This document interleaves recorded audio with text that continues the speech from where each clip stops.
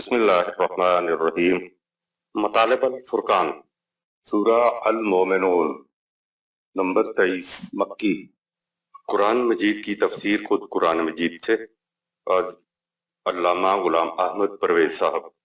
अख्ज़ो तलखीस Mohammad Akbar Dixit Bhardwaj. नजरसानी doctor Inamul हक। सूरा अल-मोमिनून, number 23, मक्की। बिस्मिल्लाहिर्रहमानिर्रहीम। आयत नंबर 50। وجعلنا ابن مريم وأمه آية وآوينهما إلى ربوة ذات قرار ومعين۔ सिलसिला रुश्द हिदायत चलता रहा यहाँ तक कि हमने ईसा अलैहिस्सलाम इब्ने मरियम और उसकी माँ को उनकी कौम के लिए निजात और तबाही की निशानी बना दिया और उन दोनों को मुखालिफीन की दस्तरस से महफूज करके बुलंद मकाम पर पनाह दी जहाँ साफ और शिफाफ पानी के चश्मे रवां थे। रबवा, सतह मुर्तफा, जरा ऊंची जमीन, थोड़ा सा पहाड़ी इलाका। हजरत मरियम अलैहिस्सलाम और हजरत ईसा अलैहिस्सलाम को निशानी बनाने का मफहूम और मजहबी पेशवाइयत का किरदार। हजरत सालेह अलैहिस्सलाम के दौर में एक आम सी ऊंटनी को नाकतुल्लाह का लक़ब देकर निशानी बनाया गया कि अगर इस ऊंटनी को सालेह की कौम ने कुछ न कहा और जहां उसका जी चाहे चरने दिया, पानी पीने दिया, तो ये उस बात की निशानी होगी कि कवानीने खुदाबंदी पर चलने का ये लोग मुसम्मम इरादा रखते हैं, और अगर उन्होंने ऊंटनी को नुकसान पहुंचाया तो ये उस बात की निशानी होगी कि ये लोग कवानीने खुदाबंदी पर चलने का इरादा नहीं रखते। बिल्कुल इसी तरह हजरत मरियम अलैहिस्सलाम और हजरत ईसा अलैहिस्सलाम को भी खुदा ने निशानी बनाया कि अगर हजरत मरियम अलैहिस्सलाम की यहूदियों ने इज्जत की और हजरत ईसा अलैहिस्सलाम की तालीम पर लब्बैक कहा तो ये रोमन की गुलामी से आजादी हासिल करके खुदा की महकूमी इख्तियार करके अपनी दुनिया व आखिरत संवार लेंगे, और अगर ऐसा न किया तो तबाही और बर्बादी उनका मुकद्दर है। हजरत मूसा अलैहिस्सलाम की तरह हजरत ईसा अलैहिस्सलाम का मकसद भी यही था कि यहूदियों में इख्तिलाफात खत्म करके उनको रोमन की गुलामी से निजात दिलाई जाए ताकि ये खुदा के कवानीन के मुताबिक आजादाना जिंदगी बसर कर सकें। लेकिन यहाँ उनके मुकाबले में मजहबी पेशवाइयत थी, इसलिए मुखालफत भी सख्त तरीन थी। मजहबी पेशवाओं का दावा तो ये होता है कि वो लोगों को खुदा के रास्ते की तरफ ले जा रहे हैं, लेकिन कुरान कहता है कि मजहबी पेशवा यानी उलमा और मशाइख की अक्सरियत की हालत यह है कि वो झूठ और फरेब से लोगों का माल नाहक खा जाते हैं और अल्लाह की तरफ जाने वाले रास्तों को रोक कर खड़े हो जाते हैं। सूरह 9 आयत नंबर 34। हजरत ईसा अलैहिस्सलाम चाहते थे कि यहूदियों को रोमन की गुलामी से निजात दिलाकर उनको आसमान की बादशाहत में ले आया जाए। इस गर्ज के लिए हुकूमत की जरूरत थी और हुकूमत ही हजरत ईसा अलैहिस्सलाम चाहते थे ताकि किताब के मुताबिक इंसानों के इख्तिलाफात को दूर किया जा सके।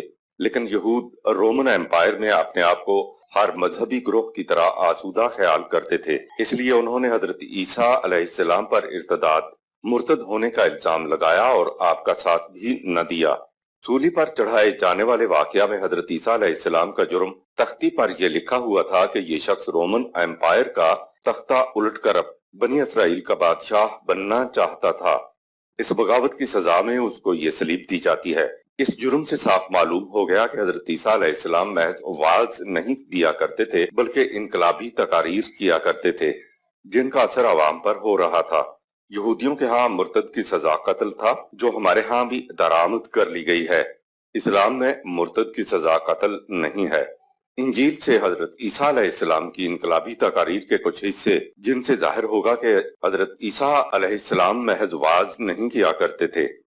नंबर 1, ए रियाकार फकीहो, उलमा, तुम पर अफसोस कि आसमान की बादशाहत लोगों पर बंद करते हो।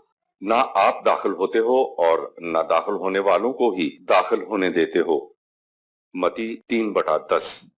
कुरान इसी को यूं बयान करता है, यसुद्दूना अन सबीलिल्लाह, अल्लाह की राह में रोक बनकर खड़े हो जाते हो।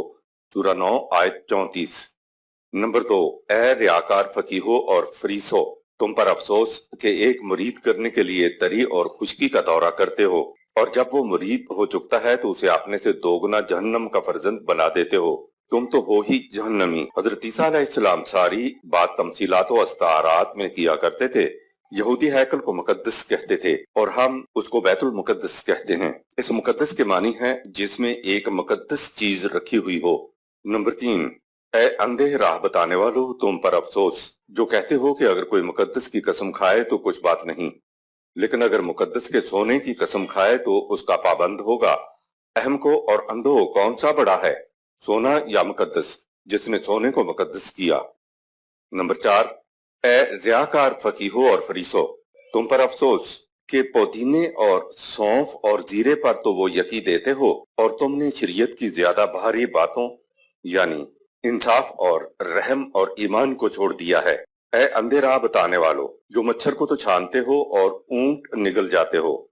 نمبر 5، اے ریاکار فقیہو اور فریسو، تم پر افسوس کہ تم سفیدی پھری ہوئی قبروں کی مانند ہو جو اوپر سے تو خوبصورت دکھائی دیتی ہیں مگر اندر مردوں کی ہڈیوں اور ہر طرح کی نجاست سے بھری ہوئی ہیں۔ اسی طرح تم بھی ظاہر میں تو لوگوں کو راست باز دکھائی دیتے ہو مگر باطن میں ریاکاری اور بے دینی سے بھرے ہوئے ہو۔ نمبر 6، اے سانپو، اے افعی کے بچوں، تم جہنم کی سزا سے کیوں کر بچو گے؟ حضرت عیسیٰ علیہ السلام اپنے متبعین کو کہتے ہیں کہ نمبر 7، دیکھنا یہ فقیہ جو موسیٰ علیہ السلام کی گدی پر بیٹھے ہیں، جو کچھ تمہیں بتائیں وہ سب کرو اور مانو، لیکن وہ جو کریں وہ بالکل نہ کرو۔ یہ اپنے سب کام لوگوں کو دکھانے کے لیے کرتے ہیں، وہ اپنے لیے بڑے بڑے تعویذ اور قبے بناتے ہیں اور اپنی پوشاک کے کنارے چوڑے رکھتے ہیں۔ جب قرآن میں احبار و رہبان، یہود و نصارہ، مجوسی اور دیگر مذاہب کا ذکر آئے تو یہ ذہن میں رہے کہ وہ کسی خاص قوم کی نہیں بلکہ قرآن انسانی ذہنیت کی، نفسیات کی بات کرتا ہے، خواہ وہ کسی بھی قوم میں ہو، کسی زمانے میں ہو، کسی مذہب میں ہو اور کسی پارٹی میں ہو۔ قرآن خاص طور پر کسی زمانے کی بات نہیں کرتا۔ قرآن نے جو قوم ہود، قوم سمود وغیرہ کا ذکر کیا ہے تو وہ ان کا کریکٹر بیان کیا ہے۔ ایسا کریکٹر ہر دور میں عالمگیر طور پر پایا جائے گا۔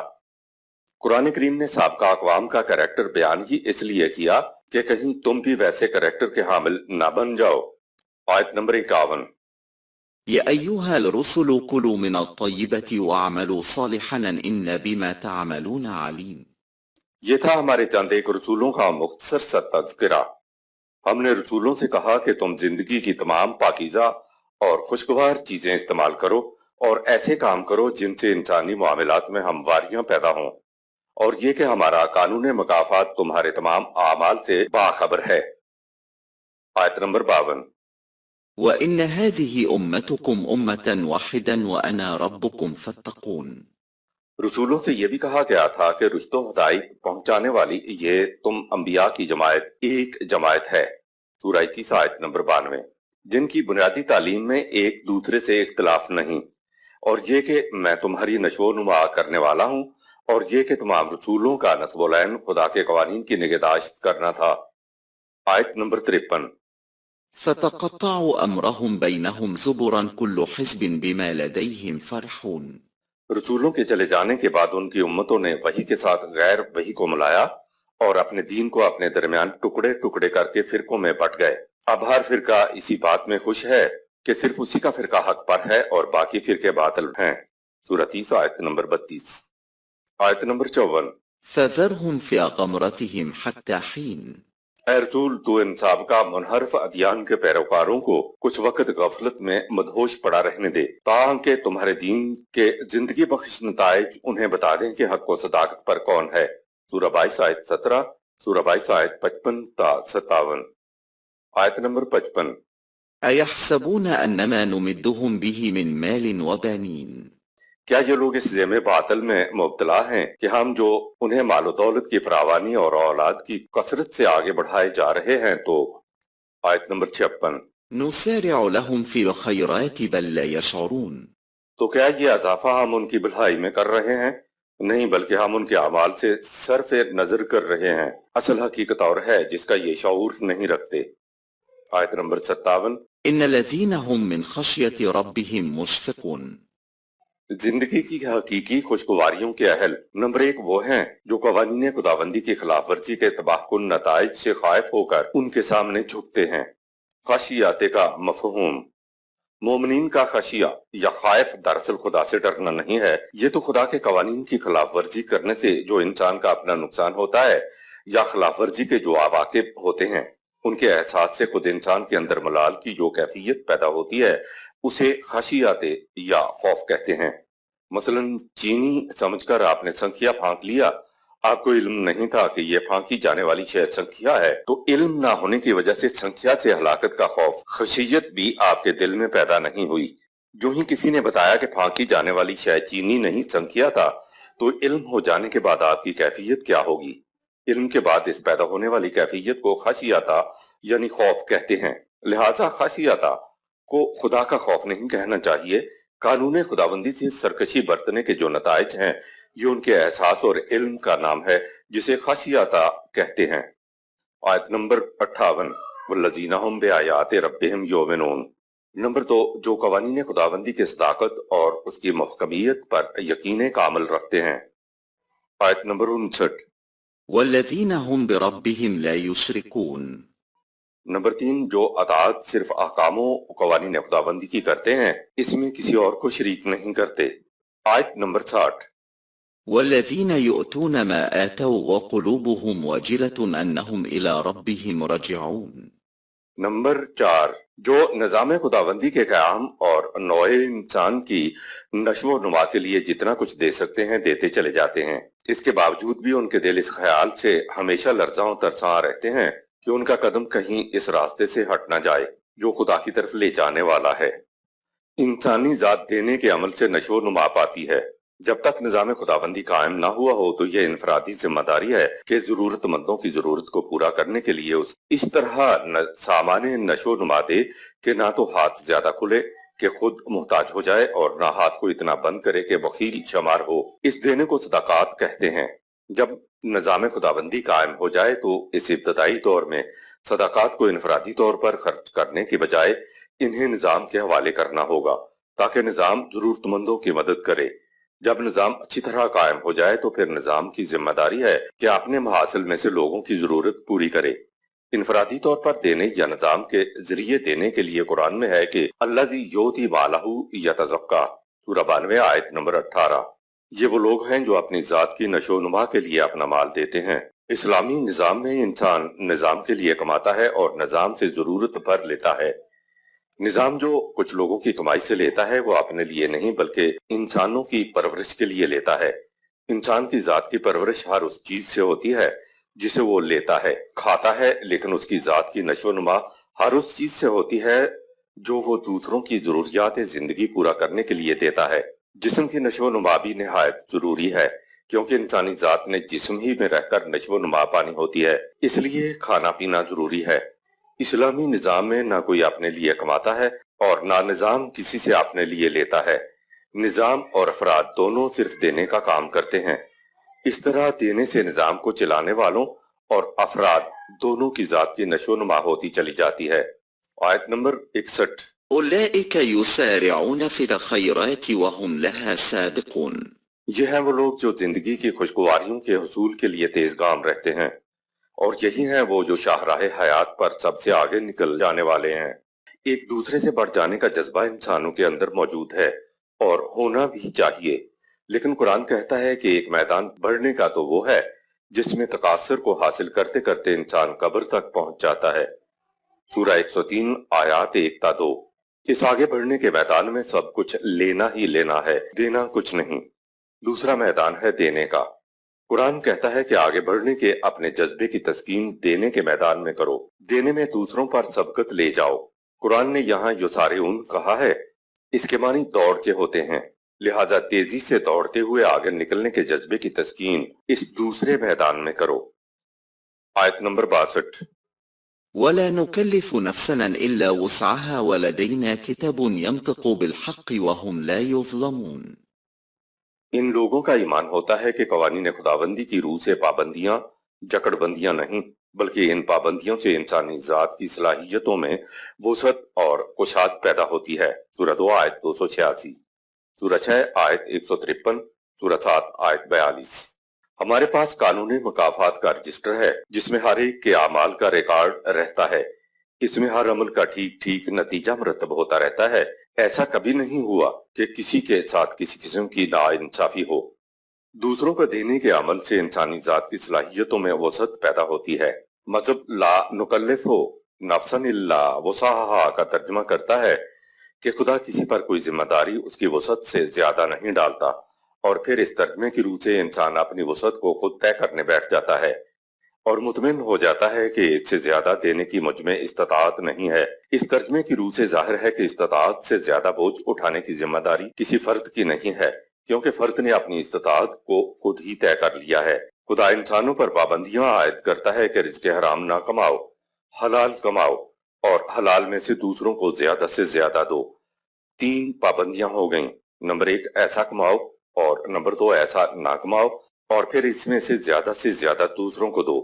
ایمان کی وجہ سے یہ مومنین نوع انسان کی فلاح و بہبود کے لیے اپنا سب کچھ دے دینے میں بھی اپنے دل میں کوئی گرانی محسوس نہیں کرتے۔ وہ سمجھتے ہیں کہ دوسروں کو دینے سے ان کی اپنی ذات کی نشو و نما ہوتی ہے۔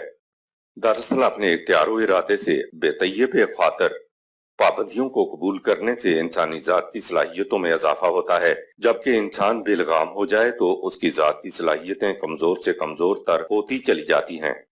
امام راغب اصفہانی نے اپنی کتاب المفردات فی غریب القرآن میں لکھا ہے کہ اس آیت کا مفہوم یہ ہے کہ خدا انسان پر جو پابندیاں عائد کرتا ہے تو وہ اس لیے ہوتی ہیں کہ ان سے انسانی ذات میں وسعت اور کشاد پیدا ہو، یعنی وہ پابندیاں اس کی آزادی سلب کرنے کے لیے نہیں ہوتی بلکہ اس کی ذات کی قوتوں اور صلاحیتوں میں وسعتیں پیدا کرنے کے لیے ہوتی ہیں۔ آیت نمبر 63۔ بل قلوبهم في غمرة من هذا ولهم أعمل من دون ذلك هم لها عاملون۔ لیکن مخالفین کے دل ایمان کی حقیقت کی طرف سے یکسر غافل ہیں اور اپنی مفاد پرستیوں کے جذبات میں ڈوبے ہوئے ہیں، اور روش نہ بدلی تو یہ اس قسم کے کام کرتے رہیں گے۔ آیت نمبر 64۔ حتى إذا أخذنا مترفيهم بالعذاب إذا هم يجرون۔ یہاں تک کہ جب ہم ان مخالفین کے دولتمند طبقہ کو عذاب میں گرفتار کر لیں گے، سورہ 23 آیت نمبر 33، تو اس وقت یہ چیخنا، چلانا اور آہوزاری کریں گے۔ آیت نمبر 65۔ لا تجروا اليوم إنكم منا لا تنصرون۔ کہہ دیا جائے گا کہ اب آہوزاری کرنے کا کوئی فائدہ نہیں، کیونکہ ہماری طرف سے اب تمہاری کوئی مدد نہیں کی جائے گی۔ آیت نمبر 66۔ قد كانت آياتي تتلى عليكم فكنتم على أعقابكم تنكصون۔ انہیں یاد دلایا جائے گا کہ جب ہمارے قوانین تمہارے سامنے پیش کیے جاتے تھے تو تم انہیں سننا تک گوارا نہیں کرتے تھے، انتہائی سرکشی اور تکبر سے الٹے پاؤں چل دیتے تھے۔ آیت نمبر 67۔ مستكبرين به سامراء تهجرون۔ اور یاد دلایا جائے گا کہ تم اپنی محفلوں میں انہیں یعنی ہمارے قوانین کو خوشگپیوں اور داستان سرائیوں کا موضوع بنایا کرتے تھے اور ان کے متعلق ایسا ہذیان بکتے تھے جسے کوئی شریف آدمی سننا گوارا نہ کرے۔ مستکبرین، انتہائی سرکشی کرنے والے، تکبر سے الٹے پاؤں چل دینے والے، تمسخر کی ہنسی ہنس کر چل دینے والے۔ تہجرون، حجر، ہذیان بکنا اور بکواس کرنا۔ سامرن، محفلوں میں بیٹھ کر افسانے گھڑنے والے لوگ۔ یہ لوگ خوشگپیوں اور مذاق اڑایا کرتے تھے اور ایسی باتیں کیا کرتے تھے جن کو شریف آدمی سننا پسند نہ کرے۔ سامری کے معنی ہوتے ہیں افسانہ گو، داستان گو، باتیں بنانے والا، قصے گھڑنے والا، خوشگپیاں کرنے والا۔ آیت نمبر 68۔ أفلم يدبروا القول أم جاءهم ما لم يأت آباءهم الأولين۔ کیا یہ لوگ القول قرآن پر غور و فکر نہیں کرتے؟ اگر غور و فکر کیا ہے تو کیا انہوں نے اس کو کوئی ایسی انوکھی چیز پایا ہے جو ان کے آباء و اجداد کی طرف کبھی نہیں آئی تھی؟ سورہ 46 آیت نمبر 9۔ آیت نمبر 69۔ أم لم يعرفوا رسولهم فهم له منكرون۔ یا یہ لوگ اس رسول کی سابقہ زندگی سے اس حقیقت کو پہچان نہ سکے کہ وہ سچا ہے یا جھوٹا ہے، اور اس وجہ سے اس کے دعوائے رسالت سے انکار کر رہے ہیں۔ سورہ 10 آیت نمبر 16۔ رسول اللہ صلی اللہ علیہ وسلم نے اپنے رسالت کے ثبوت میں اپنی سابقہ زندگی جو انہی لوگوں میں بسر کی تھی کو پیش کیا جس پر کسی طرف سے انگلی نہ اٹھ سکی۔ سورہ 10 آیت نمبر 16۔ لگتا ہے کہ سابقہ تمام انبیاء اپنی رسالت کے ثبوت میں اپنی گزاری ہوئی زندگی کو پیش کیا کرتے تھے۔ آیت نمبر 70۔ أم يقولون به جنة بل جاءهم بالحق وأكثرهم للحق كارهون۔ یا یہ سمجھ رہے ہیں کہ اس رسول کو جنون ہو گیا ہے؟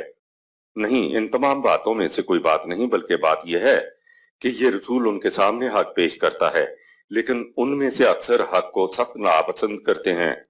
سورہ 10 آیت 15، سورہ 11 آیت نمبر 113، سورہ 17 آیت نمبر 74، سورہ 68 آیت نمبر 9۔ من گھڑت روایت کی روح سے یہ کہا جاتا ہے کہ رسول اللہ صلی اللہ علیہ وسلم پر کسی نے جادو کر دیا تھا، جس کی وجہ سے معاذ اللہ آپ صلی اللہ علیہ وسلم کی حالت یہ ہو گئی کہ ایک کام کر لیتے اور سمجھتے کہ وہ کام نہیں کیا، یا یہ کہ نماز پڑھ لی اور کہتے کہ نماز نہیں پڑھی۔ اس قسم کی روایات میں کوئی حقیقت نہیں، کیونکہ قرآن اسی آیت میں کہتا ہے کہ نہیں، یہ بات نہیں ہے کہ رسول اللہ صلی اللہ علیہ وسلم کو کوئی جنون ہو گیا ہے، بلکہ ان کی طرف سے مختلف الزامات اور خود ان کا اپنا رویہ اس لیے ہے کہ ان لوگوں کے پاس حق آ گیا ہے اور یہ اس کو سننا تک بھی گوارا نہیں کرتے۔ بل جاءتہم بالحق کے سورہ 23 آیت نمبر 70۔ آیت نمبر 71۔ ولو اتبع حق أهواءهم لفسدت السماوات والأرض ومن فيهن بل أتينهم بذكرهم فهم عن ذكرهم معرضون۔ اگر حق لوگوں کی خواہشات کے مطابق چلا کرے تو کائنات کی پستیوں اور بلندیوں میں اور جو ان کے درمیان میں ہے کوئی شے اپنے مقام پر نہ رہے، ہر طرف فساد ہی فساد برپا ہو جائے اور نظام کائنات تہو بالا ہو جائے۔ ہم تو ان کے پاس آنے کا اپنا ہی ذکر، یعنی ان کی بڑائی و عظمت، شرف و مجد، سرفرازی و سربلندی کا سامان لے کر آئے ہیں، اور یہ ہیں کہ اپنے ہی ذکر سے منہ موڑ رہے ہیں۔ سورہ 7 آیت 176، سورہ 21 آیت 10، سورہ 43 آیت نمبر 43۔ ذکر کے معنی ہے شرف و مجد، عظمت و سربلندی اور سرفرازی ہے۔ قوانین خداوندی انسان کو انسان کا محکوم ہونے سے بچاتے ہیں، اس لیے سب سے بڑا شرف اور سب سے بڑی تکریم کا باعث انسان کے لیے قوانین خداوندی ہوئے۔ قرآن کریم خود ذکر ہے، فرمایا ہم نے تمہاری طرف یہ ضابطۂ قوانین نازل کیا ہے، اس میں خود تمہارے شرف و مجد اور عظمت کا راز پوشیدہ ہے۔ سورہ 21 آیت نمبر 10۔ آیت نمبر 72۔ أم تسلهم خرجا فخراج ربك خير وهو خير الرازقين۔ اے رسول، کیا تم دعوت کے عوض ان سے کچھ مال و دولت طلب کرتے ہو کہ یہ دور بھاگتے ہیں؟ تمہارے رب کا صلہ تمہارے لیے بہتر ہے، کیونکہ اس سے بہتر روزی دینے والا اور کوئی نہیں ہے۔ خیر الرازقین، رزق دینے والے تو بہت سے ہو سکتے ہیں، لیکن خدا سے بہتر روزی یا رزق دینے والا کوئی اور نہیں ہے۔ سب سے بہتر رزق دینے والا صرف خدا ہی ہے۔ آیت نمبر 73۔ وَإِنَّكَ لَتَدْعُوهُمْ إِلَى صِرَطٍ مُسْتَقِيمٍ۔ اور یقیناً تو انہیں بلا معاوضہ زندگی کی سیدھی اور متوازن راہ کی طرف دعوت دے رہا ہے۔ آیت نمبر 74۔ وَإِنَّ الَّذِينَ لَا يُؤْمِنُونَ بِالْآخِرَةِ عَنِ الصِّرَطِ لَنَكِبُونَ۔ جو لوگ مستقبل کی زندگی پر یقین نہیں رکھتے وہ سیدھے راستے سے دور ہٹے رہتے ہیں۔ آیت نمبر 75۔ وَلَوْ رَحِمْنَهُمْ وَكَشَفْنَا مَا بِهِمْ مِنْ ضُرٍّ لَلَجُّوا فِي طُغْيَانِهِمْ يَعْمَهُونَ۔ اور اگر ہم ان کی تکلیف میں ان سے نرمی برتیں اور تکلیف ان سے دور کر دیں تو بھی یہ بصیرت سے محروم اپنی سرکشی میں ڈٹے ہوئے بدستور آگے بڑھتے چلے جائیں گے۔ یعمہون ایک مادہ ہے عین میم یہ، جس سے امی کا لفظ ہوتا ہے۔ امی کے معنی ہے جسے طبعی آنکھوں سے نظر نہ آئے، یعنی نابینا، اندھا۔ اس کے علاوہ ایک دوسرا مادہ ہے عین میم ہے جس سے یعمہون کا لفظ ہے۔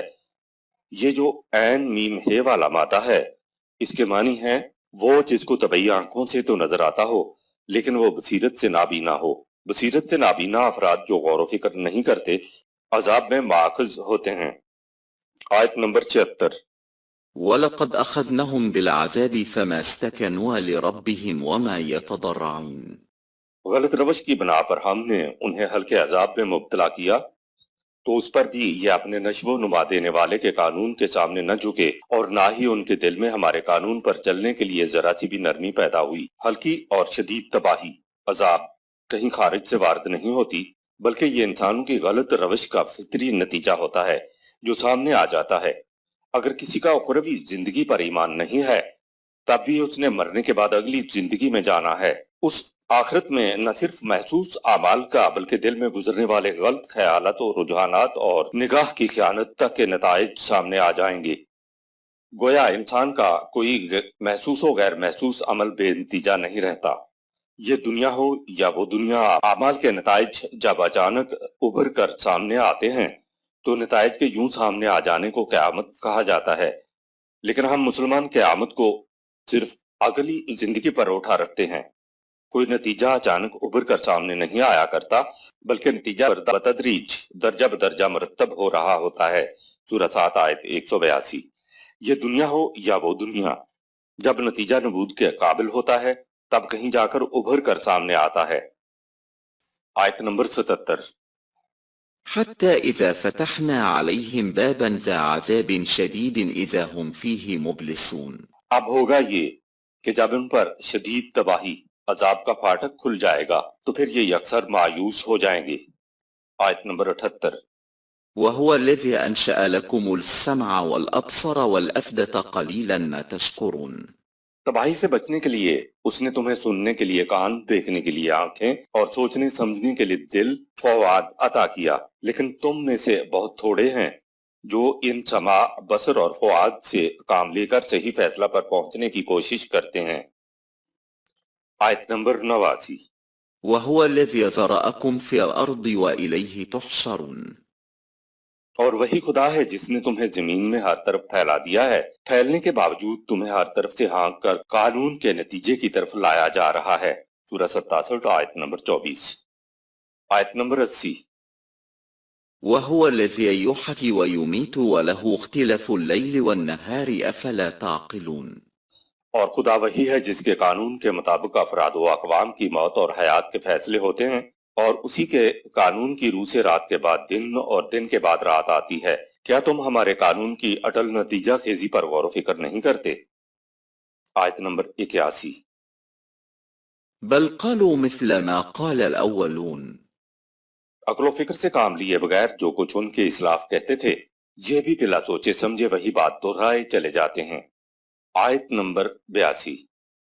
قالوا أإذا متنا وكنا ترابا وعظاما أإنا لمبعوثون۔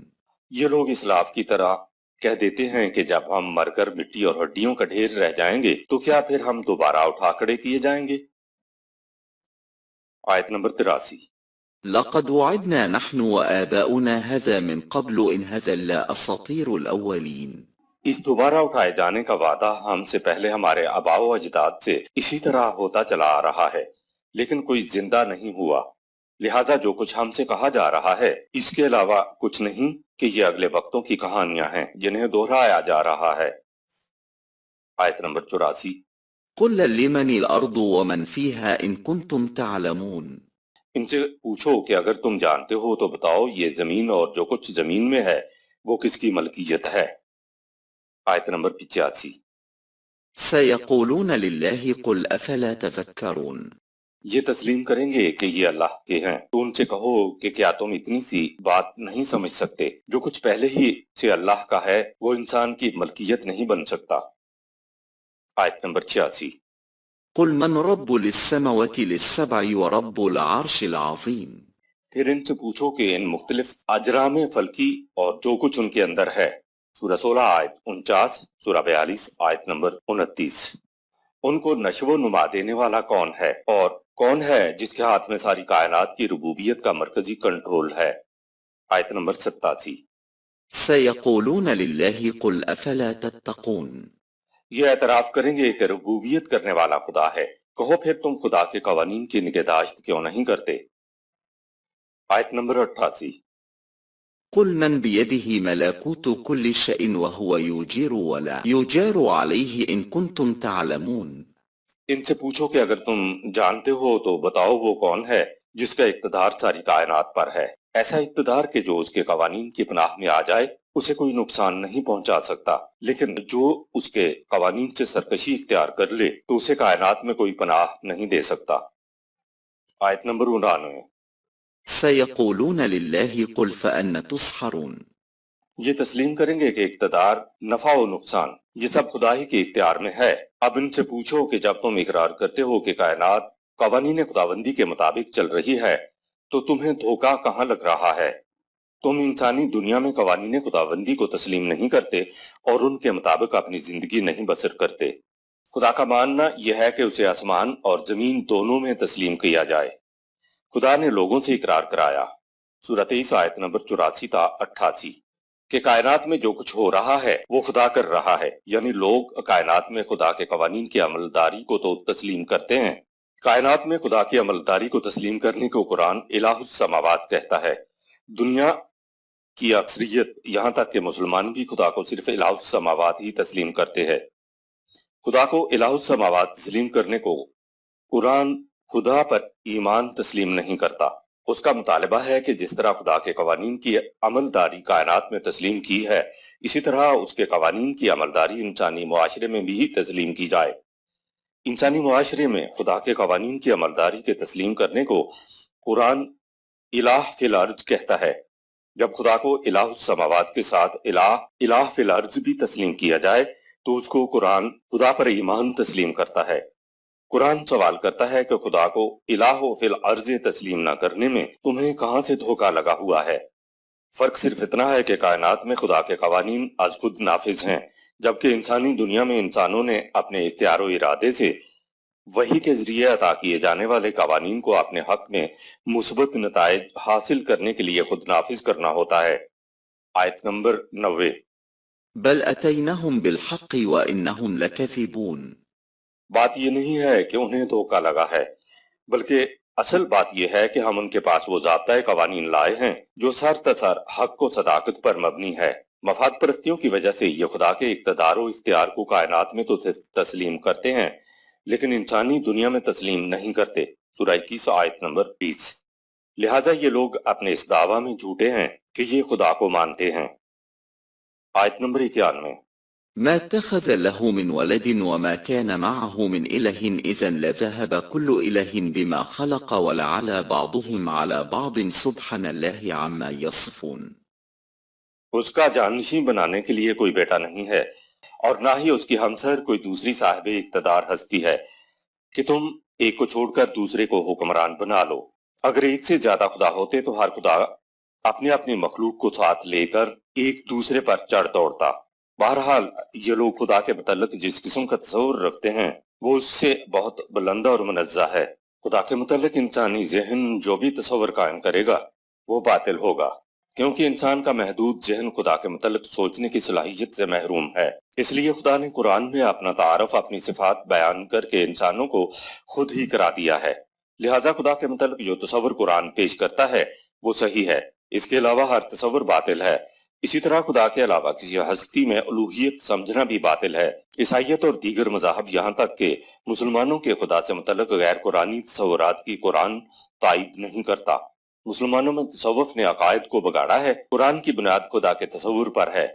خدا کا قرآنی تصور ذہن میں ہو تو سارا قرآن سمجھ میں آ جاتا ہے۔ آیت نمبر 92۔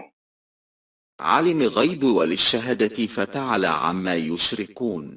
جو کچھ تمہارے سامنے موجود ہے اور جو موجود نہیں ہے اسے سب کا علم ہے، اور وہ ان تمام ہستیوں اور قوتوں سے بلند و بالا اور ان پر غالب ہے جنہیں یہ لوگ خدائی میں اس کا شریک ٹھہراتے ہیں۔ قل رب اما ترینی ما یوعدون۔ اے رسول، تیری یہ آرزو ہونی چاہیے کہ اے میرے پروردگار، اگر تو مجھے میری زندگی میں وہ عذاب دکھائے جس سے ان کو ڈرایا جا رہا ہے تو۔ آیت نمبر 94۔ رب فلا تجعلنا فی القوم للظالمین۔ اے میرے پروردگار، وہ عذاب ایسے وقت میں آئے جب میں اس سرکش قوم مکہ کے اندر نہ ہوں، تاکہ عذاب کی لپیٹ میں میری جماعت کے افراد نہ آ جائیں۔ سورہ 8 آیت 25۔ آیت نمبر 95۔ وَإِنَّا عَلَىٰ أَن نُّرِيَكَ مَا نَعِدُهُمْ لَقَادِرُونَ۔ اس آرزو کے باوجود یہ بھی سمجھ لیں کہ اگرچہ ہم اس پر قادر ہیں کہ انہیں جس تباہی سے ڈرایا جاتا ہے وہ تیری زندگی میں واقع ہو جائے، لیکن وہ تیری زندگی میں واقع ہو یا تیرے بعد، اس کا ظہور ہمارے قانون مکافات کے مطابق ہی ہوگا۔ سورہ 10 آیت نمبر 46، سورہ 13 آیت نمبر 40، سورہ 43 آیت نمبر 42۔ خدا انسانی جذبات سے ماورا ہے، اس لیے وہ کسی انسان کے جذبات کا لحاظ نہیں کرتا، چاہے وہ نبی ہی کیوں نہ ہو۔ خدا کے سارے کام اس کے قانون کے مطابق تکمیل کو پہنچتے ہیں۔ بتایا یہ گیا ہے کہ جو دھمکیاں دی جا رہی ہیں وہ ہمارے قانون مکافات کی روح سے ضرور پوری ہوں گی، البتہ ان کا پورا ہونا کسی کی خواہش پر مبنی نہیں ہے، کیونکہ خدا کا قانون کسی کی خواہش کے مطابق اپنے نتائج مرتب نہیں کیا کرتا۔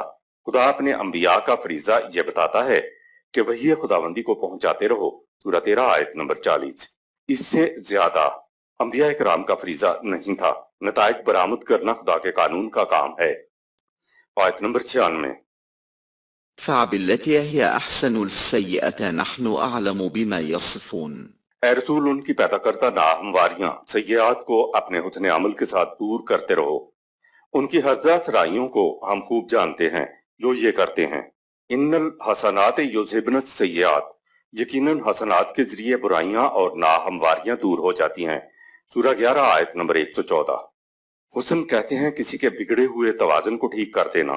حسنات پیدا ہوتے جائیں گے تو معاشرہ کی ناہمواریاں ٹھیک ہوتی چلی جائیں گی۔ تکلیف پہنچانے والے مکہ کے قریش فتح مکہ کے وقت زنجیروں میں بندھے ہوئے تھے، چاہتے تو رسول اللہ صلی اللہ علیہ وسلم بدلہ لے سکتے تھے، لیکن کہا آج کے دن تمہارے لیے کوئی سزا نہیں، جاؤ آزاد ہو۔ سورہ 12 آیت نمبر 92۔ یہ ہے بھلائی کے ذریعے برائی کو دفع کرنا۔ آیت نمبر 97۔ وقل رب أعوذ بك من همزة الشياطين۔ اے رسول تیری آرزو اور کوشش یہ ہونی چاہیے کہ اے پروردگار مخالفین شیاطین کی تخریبی اور تفرقانہ سرگرمیوں سے بچنے کے لیے تیرے قوانین کے دامن میں پناہ لیتا ہوں۔ ہمزات الشیاطین، وہ لوگ مراد ہیں جو جماعت کے اندر کچوکے لگاتے تھے، بددلیاں اور منافرتیں اور سرکشیوں کے جذبات پھیلاتے تھے، ان سے پناہ مانگی ہے۔ یہ لوگ جماعت میں شفیق اور بحی خواہ بن کر آتے ہیں اور سازشیں کرتے ہیں، مثلاً کہتے ہیں کہ تم نے ساری عمر جان مار دی لیکن تمہیں آخر کیا ملا، تمہارے رویے کی وجہ سے بچے اور خاندان والے الگ گرفتار بلا ہیں، تمہیں محمد صلی اللہ علیہ وسلم کے ساتھ ملنے سے کیا مل رہا ہے، تمہاری ساری عمر گزر گئی، باقی بھی یوں ہی گزر جائے گی۔ ہمزات الشیاطین جماعت میں یہ کچھ کرتے تھے۔ آیت نمبر 98۔ وأعوذ بك رب أن يحضرون۔ اے میرے پروردگار میں اس بات سے بھی تیری پناہ چاہتا ہوں کہ مخالفین میرے سامنے آنے کی جرت کریں۔ آیت نمبر 99۔ حتى إذا جاء أحدهم الموت قال رب ارجعون۔ مخالفین اپنی روش پر چلتے رہیں گے یہاں تک کہ ان میں سے کسی کے سرحانے موت آ کھڑی ہوگی تو وہ اس وقت پکارے گا کہ اے میرے پروردگار تو مجھے ایک مرتبہ پھر پناہ میں لوٹا دے۔ آیت نمبر 100۔ لعل أعمل صالحا فيما تركت كلا إنها كلمة هو قائلها ومن ورائهم برزخ إلى يوم يبعثون۔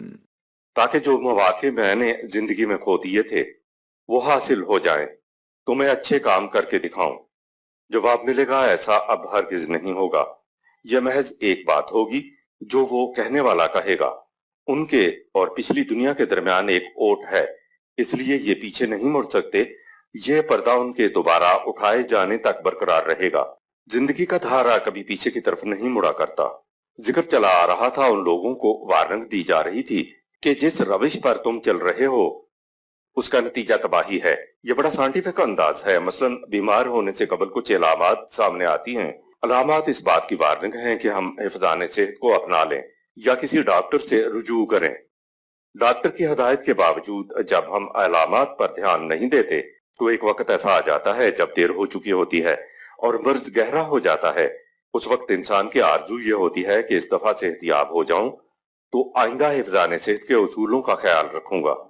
ایسی آرزو انسان کے اندر کا تقاضا ہوتا ہے کیونکہ انسان صحت مند رہنا چاہتا ہے، لیکن مرض پرانا ہو جانے کی وجہ سے وہ اب لاعلاج ہو گیا ہے اور صحت کی طرف جانا اب ممکن نہیں رہا۔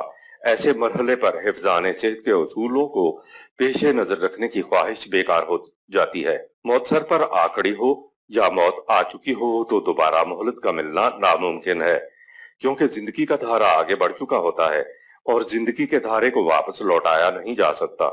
یہ ہمارا روزمرہ کا مشاہدہ ہے۔ ورائہم کے معنی آگے ہی نہیں بلکہ پیچھے بھی ہوتا ہے، کیونکہ اسی آیت میں آگے قرآن نے پھر الی قوم یبعثون کہا ہے۔ نیز اس کے معنی آمنے سامنے بھی ہوتا ہے، لیکن وہ مرنے کے بعد ایک وقت ہوگا جب یہ آمنے سامنے بیٹھے ہوں گے، لیکن زندہ اور مردہ والا تو طبعی طور پر آمنے سامنے نہیں ہو سکتے۔ آیت نمبر 101۔ فإذا نفخ في الصور فلا أنساب بينهم يومئذ ولا يتساءلون۔ جب پیکروں میں زندگی کی توانائیاں پھونکی جائیں گی تو اس وقت نہ آپس کی رشتہ داریاں نسبتیں باقی رہیں گی اور نہ ہی کوئی ایک دوسرے کا پرسان حال ہوگا۔ برزخ اور نفخ فی الصور کا مفہوم عام طور پر مرنے کے بعد دوبارہ اٹھائے جانے تک کے عرصہ کو عالم برزخ سمجھا جاتا ہے، اور اس سے مراد قبر کی کیفیت ہوتی ہے۔ یعنی جنتی لوگوں کی خوشخبریاں ملتی ہیں اور جہنمی لوگوں کو قبر میں عذاب ہوتا ہے۔ یہ بڑی عجیب چیز ہے۔ حساب کتاب ابھی ہوا نہیں ہے، جرم ابھی ثابت ہوا نہیں ہے، سزا سنائی نہیں گئی ہے، ملزم ابھی عدالت میں پیش نہیں ہوا ہے، پھر بھی جہنمیوں کو قبر میں عذاب ہوتا ہے، بھلا کس پیمانے اور کس فیصلے کی بنا پر؟ زندگی تو ایک بہتی ندی ہے، اس کا بہاؤ کبھی منقطع نہیں ہوتا۔ ہر مرنے والے فرد کی قیامت تو اسی وقت ہو جاتی ہے جب وہ مرتا ہے۔ مرتے ہی زندگی کا اگلا سفر بغیر کسی بریک کے جاری ہو جاتا ہے۔ اختیار و ارادے یعنی نفخ روح کے بعد انسانی زندگی کو موت نہیں ہے۔ موت کے بعد انسانی زندگی کے شعور کی سطح بلند اور تیز ہو جائے گی۔ زندہ انسانوں اور موت کے بعد کی زندگیوں کے درمیان ایک پردہ حائل ہو جاتا ہے جسے برزخ کہا جاتا ہے۔ موت کے بعد زندہ انسانوں کا اوٹ میں چلے جانے والے مردوں سے کوئی رابطہ نہیں رہتا اور نہ مردوں کا زندہ انسانوں سے کوئی رابطہ رہتا ہے، یعنی ادھر کا ادھر اور ادھر کا ادھر سے کوئی رابطہ نہیں رہتا۔ قرآن کی روح سے مردے نہ زندوں کی سن سکتے ہیں اور نہ زندے مردوں کی سن سکتے ہیں۔ فائزہ نفخ فی الصور سورۃ عیسیٰ آیت نمبر 101 کے معنی ہے جب سور پھونکا جائے، جب سور پھونکا جائے گا۔ الصورۃ شکل، ہیئت، کسی شے کی حقیقت، صفت، نوع اور وہ خد و خال جس سے انسان کو پہچانا جائے اور دوسروں سے اس کا امتیاز کیا جائے۔ سور پھونکنا جنگ کے لیے بگل بجانے کو بھی کہا جاتا ہے، لیکن بنیادی بات کچھ اور ہے۔ سورت فارم کی جمع سور ہے، سورہ پڑھا جاتا ہے۔ مفہوم یہاں یہ ہے کہ جب مرنے کے بعد اخروی زندگی میں پیکروں میں زندگی یعنی توانائی یا انسانی ذات کو پھونکا جائے گا۔ اخروی زندگی میں پیکر کس قسم کے ہوں گے ہم نہیں جانتے، کیونکہ اخروی زندگی کو ہم اپنے دنیاوی شعور کی سطح پر نہیں سمجھ سکتے، اسی لیے خدا نے اخروی زندگی کا ذکر مثال کے طور پر ہی بیان کیا ہے۔ وہاں حالت یہ ہوگی کہ مرنے کے بعد کمی کو پورا کرنے کے لیے واپس نہیں آ سکیں گے۔ ہر فرد کی انفرادیت، انڈیویجویلٹی، اپنے اعمال کے نتائج کی آپ ذمہ دار ہوگی۔ نتیجہ صرف اسی کو بھگتنا ہوگا، کوئی ساتھ نہ دے سکے گا، کوئی دوسرے کا بوجھ نہیں اٹھا سکتا، کوئی سفارش کر کے کسی کو نہیں چھوڑا سکتا، کوئی دے دلا کر نہیں چھوٹ سکتا۔ سورہ 6 آیت نمبر 164۔ جان اور ذات میں فرق۔ جان تو طبعی جسم کو حرکت دینے والی توانائی کا نام ہے اور یہ سب جانداروں میں ہوتی ہے، جبکہ خودی یعنی ذات انسانی زندگی کی شے ہے اور یہ جسمانی جان سے مختلف شے ہے۔ طبعی جسم پر موت کی صورت میں جان پر بھی موت وارد ہوتی ہے، لیکن انسانی ذات موت کے بعد آگے بڑھتی ہے۔ بہرحال ذات کی انفرادیت کا تصور ہمارے ذہن میں نہیں آ سکتا۔ فرد، انڈیویجول کی انفرادیت، انڈیویجولیٹی، ہر فرد کا اپنا اپنا تشخص ہے، اپنی اپنی ذات ہے، یعنی میں ہوں، آپ ہیں، وہ ہے یا ہیں۔ ہر فرد جو اعمال زندگی میں کرتا ہے ان سے فرد کا ذات کا اعمال نامہ مرتب ہوتا ہے۔ اچھے برے اعمال سے انسان کی زندگی بنتی بھی ہے اور بگڑتی بھی ہے۔ قرآن کے تصور کی روح سے ہر فرد کی زندگی اسی طبعی دنیا میں بنتی اور بگڑتی رہتی ہے۔ بعض اعمال کا مجموعی اثر، ایکامولیٹو ایفیکٹ، اسی دنیا میں برآمد ہو جاتا ہے اور بہت سے اعمال کا مجموعی اثر، نتیجہ اخروی زندگی میں نکلے گا، جس کے مثبت اعمال یعنی قوانین خداوندی کے مطابق اعمال کا پلڑا بھاری ہوگا، اس کی زندگی جنتی ہوگی، اور جس کے منفی اعمال کا پلڑا جھک جائے گا اس کی زندگی جہنمی ہوگی۔ قرآنی تصور میں سفارش کا، شفاعت کا، کسی کے کہنے سننے کا، معافی کا سوال ہی نہیں پیدا ہوتا۔ وہاں انصاب، رشتہ داریاں کام نہیں آئیں گی۔ اخروی زندگی میں جب تمام نسبتیں ٹوٹ جائیں گی تو پھر کوئی نسبت کسی کے کام کیسے آئے گی؟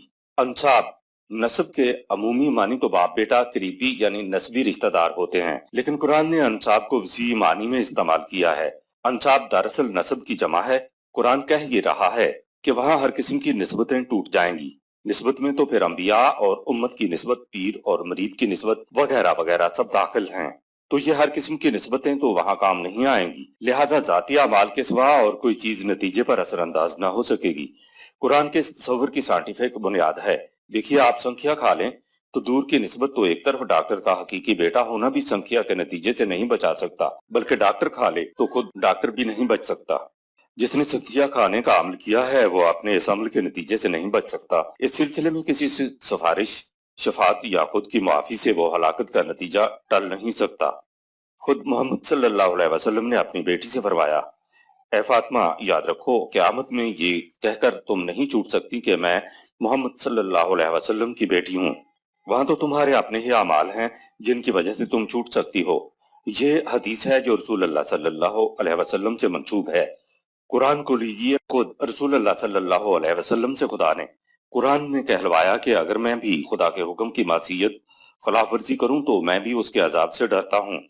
جب رسول کی نسبت کسی کے کام نہیں آ سکتی تو دوسری نسبتیں تو کم تر درجے کی ہیں، وہ کس طرح کام آ سکیں گی؟ طبعی قوانین کی روح سے سنکھیا میں ہلاکت ہے اور طبعی قانون کی نتیجہ خیزی کو کوئی دور نہیں کر سکتا۔ طبعی قوانین کی طرح اخلاقی قوانین بھی خدا ہی کے بنائے ہوئے ہیں۔ اخلاقی قوانین بھی اپنی اثر پذیری میں طبعی قوانین کی طرح اٹل ہیں، تو ان کی ہلاکت سے کوئی کیوں کر بچ سکتا ہے؟ مکافات عمل کا قرآن کی روح سے یہ تصور ہے کہ اگر رسول بھی خدا کے قانون کی خلاف ورزی کرے تو وہ بھی عذاب سے نہیں چھوٹ سکتا۔ نسبت تو بہت دور کی بات ہے، وہاں تو ہر ایک کو اپنی اپنی ایسی پڑی ہوئی ہوگی کہ بھائی بھائی کو دیکھے گا تو دور بھاگے گا، میاں بیوی کو اور ماں باپ کو اولاد کو چھوڑ جائیں گے۔ سورہ 80 آیت نمبر 34 تا 37۔ آیت نمبر 102۔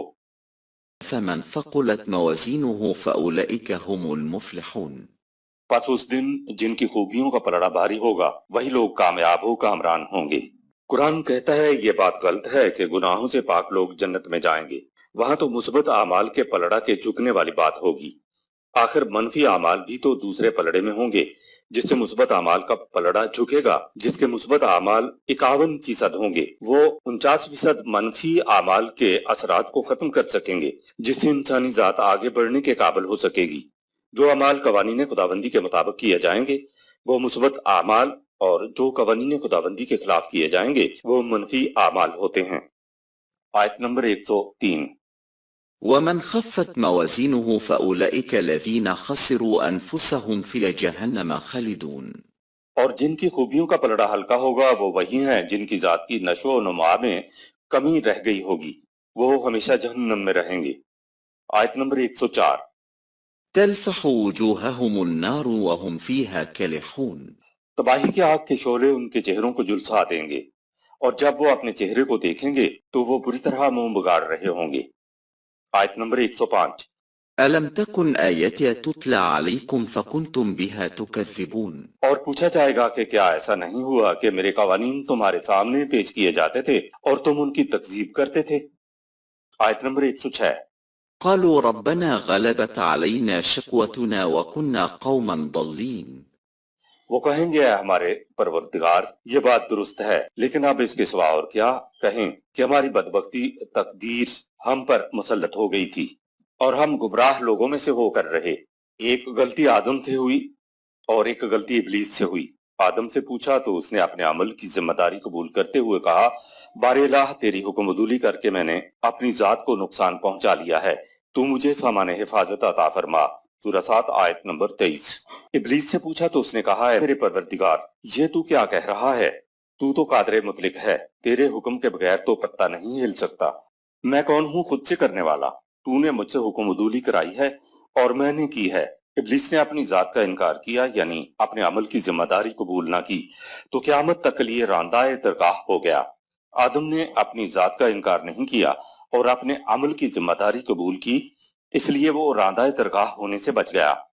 تقدیر کا عقیدہ انسان کو اپنے اعمال کے نتائج سے فرار کا راستہ دکھاتا ہے، اور انسان سارا الزام خدا پر دھر دیتا ہے کہ اس نے میری ایسی تقدیر بنائی۔ آیت نمبر 107۔ ربنا اخرجنا منها فإن عدنا فإنا ظالمون۔ وہ کہیں گے اے ہمارے پروردگار اس مرتبہ تو ہمیں اس عذاب سے نکال دے، اگر ہم پھر دوبارہ ویسے ہی کام کریں تو پھر واقعی ہم مجرم قرار دیے جانے کے قابل ہوں گے۔ آیت نمبر 108۔ قال اخسؤوا فیہا ولا تکلمون۔ ان سے کہا جائے گا کہ اسی جہنم کی زندگی میں پڑے رہو اور مجھ سے بات نہ کرو، کیونکہ اب بات کرنے کا کوئی فائدہ نہیں ہے۔ دنیا و آخرت میں سزا دینے کے لیے دو شرائط کا پورا ہونا ضروری ہے۔ قرآن کی روح سے قانون کی گرفت اور قانون کے تحت سزا دینے کے لیے ضروری ہے کہ نمبر 1 لوگوں کو پہلے سے آگاہ کر دیا جائے کہ فلاں قانون کی خلاف ورزی کی یہ اور یہ سزا ہے۔ نمبر 2 جن کے سامنے قانون پیش کیا جا رہا ہے ان میں اس کو سمجھنے کی صلاحیت بھی ہو۔ जिन लोगों के पास कानून नहीं पहुंचा और अगर पहुंचा है तो उनमें कानून को समझने की सलाहियत नहीं है तो वो कौम या जमायत कानून मकाफात की गिरफ्त में नहीं आएगी। ये बहुत ही बुलंद असूल है जो कुरान ने पेश किया। हालांकि महज़ब तरीन सोसाइटी में भी ये असूल Ignorance of law is no excuse. तस्लीम किया जाता है। कानून के तहत गिरफ्त करने वालों का ये फरीजा है कि वो लोगों तक न सिर्फ कानून को पहुंचाएं बल्कि कानून की गर्ज़-ओ-ग़ायत को भी इस अच्छी तरह समझाएं कि कानून उनकी समझ में आ जाए। खत्म नबूवत के बाद अब फरीज़ा रसालत यानी दीन की तबलीग दीन की वारिस उम्मत मोहम्मदिया सल्लल्लाहु अलैहि वसल्लम पर आयद होती है। दीन को लोगों तक पहुंचाना रसूल अल्लाह सल्लल्लाहु अलैहि वसल्लम का फरीज़ा था जिसको आप सल्लल्लाहु अलैहि वसल्लम ने अपनी हयात में बखूबी सर अंजाम दिया। रसूल अल्लाह सल्लल्लाहु अलैहि वसल्लम से कहा गया कि अगर तुमने दीन को ना पहुंचाया तो तुमसे पहले जिन कौमों का जो हश्र हुआ था वही तुम्हारा होगा। अब ये फरीज़ा उम्मत का है। अगर उम्मत ने खालिस दीन कुरान लोगों तक ना पहुंचाया तो हम भी गिरफ्त से नहीं बच सकते। आयत नंबर 109। إنه كان فريق من عبادي يقولون ربنا آمنا فاغفر لنا وارحمنا وأنت خير الراحمين.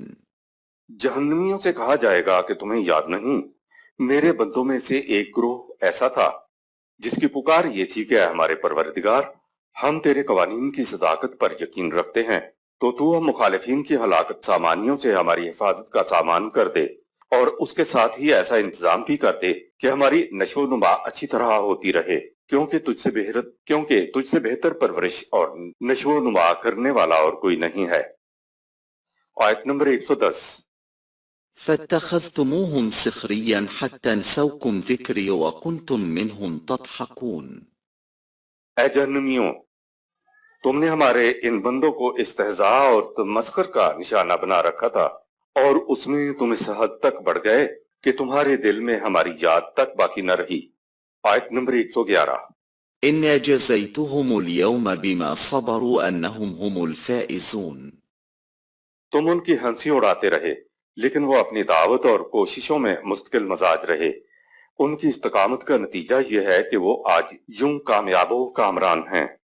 आयत नंबर 112। قال كم لبثتم في الأرض عدد سنين. उनसे पूछा जाएगा कि क्या तुम्हें याद है कि जमीन में तुम सालों के हिसाब से तुम कितना अरसा रहे थे। आयत नंबर 113। قالوا لبثنا يوما أو بعض يوم فاسل العدين. उनके शऊर की सतह और जमान का तस्वर इस कदर बदल चुका होगा कि वो कहेंगे कि हम एक दिन या दिन का कुछ हिस्सा रहे हैं। बाकी अगर ठीक ठीक मालूम करना है तो ये बात सालों का शुमार करने वालों से पूछो। उखरवी जिंदगी में जमान और वक्त के मतलब इंसानी शऊर की सतह बदल जाएगी, इसलिए वो ऐसा कहेंगे। इस दुनिया में भी जब हम सो जाते हैं तो जमान और वक्त का इदराक हमें नहीं होता। आयत नंबर 114।